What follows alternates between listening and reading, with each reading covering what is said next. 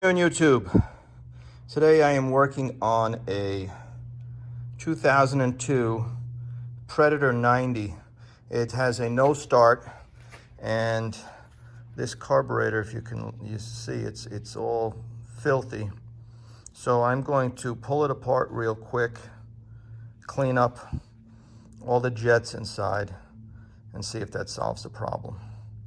If that doesn't solve the problem, then I'll put the jets in. I bought this Sonic cleaner, digital ultrasonic cleaner, and I'll put the whole carb inside there with parts cleaner, and we'll see if that does a trick. But I'm just gonna go through it real quick because my son wants to ride, and see if I can get it to go. All right, I'll be right back. Okay, so we've taken out the jet and this other jet. Let's see if you can focus on that. All right. And those both were, main jet was right here, and then the other jet was here. Down, you can see the small hole right there. This has a large hole, and that's where most of the fuel is going to come down into the bowl. Or rather, not come down into the bowl, but go back up and mix with the air. Okay, I'm gonna clean this out too. But what you have is you buy a kit like this, and this has all very fine posts. And the posts, if you can see, I don't know if we can focus, you see they have ridges on them, almost like a file. And you start with your smallest, and you start going through here, and you clean out any debris that might be in there, and you keep going up until one is really snug.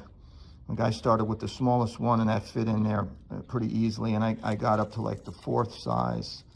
Yeah, about this one here. So I got up to like the 4th size, and then that one was real snug, and I put those through the jets, through the port, the little ports in the side of it, and then I put it down the center. Put it down the center. I can't focus on this thing for some reason. Okay, and then I'm going to put a little brake clean on there and try and clean them up with maybe a wire brush. And then I'm going to go down inside here, and then go down inside there. And that should be it. It wasn't leaking, so there's nothing wrong with the float pin is fine. And I'm going to take this out too and clean that. And that should be it. And I'm going to put it back together again, and we'll see what happens. All right. So I'll get on to the next part, and then I'll come back. Okay, so I took the, right here, the air fuel mixture screw out.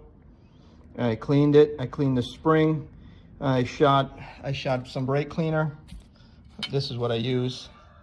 Shot some brake clean through the channels. Cleaned that out. I also cleaned on here. I cleaned the channels on here. Clean through there. Clean down in there. Clean down in there. What else did we clean? Oh, these right here.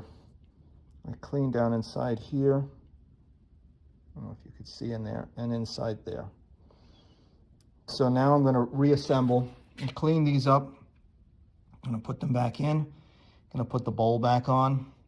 I cleaned the entire outside of the case too. As you can see, got all the grime and dirt off of it.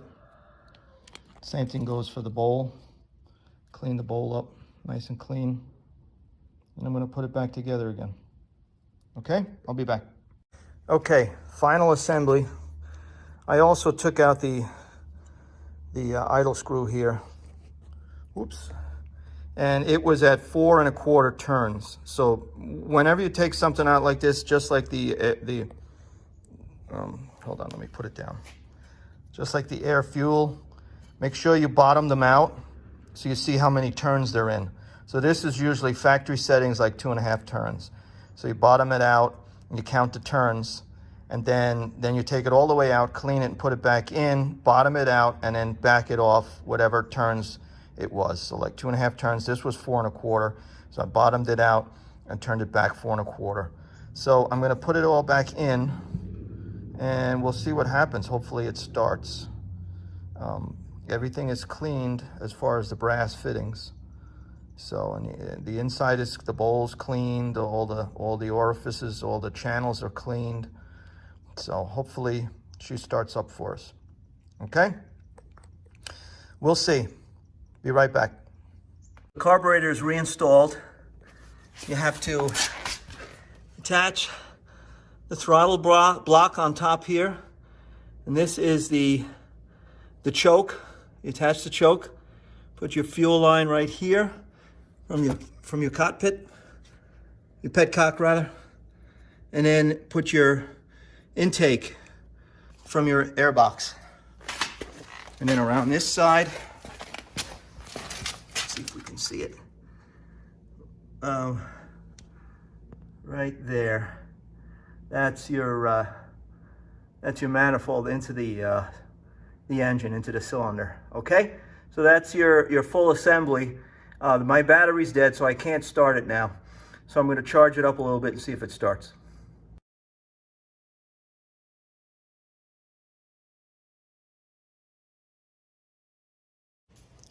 So after I charged the battery, I found out that the starter was smoked. And when I was diagnosing the starter to see whether it was the starter relay or the actual physical starter, I burned out the CDI. So now I'm waiting on parts and waiting on a new starter relay, a new starter, a new CDI box. And these are the parts right here that came off of it. So the starter, I had the starter tested at a alternator starter shop, and they said that it is burned out. And so then my relay should be good, but I'm going to put a new one on anyhow. This relay is the original relay, or pretty close to it. This is the original CDI. If you can see the date on there, 1103. So this is the original CDI. So I'm going to replace this, I'm going to replace this, and I'm going to replace this. And then we'll see if it works. So I'm going to do a separate video on that. But as of right now, so the carburetor is rebuilt, but the bike won't start because the starter is burned out. So I'm going to close this video out and make another one on the electronics. All right, Mike Machines out.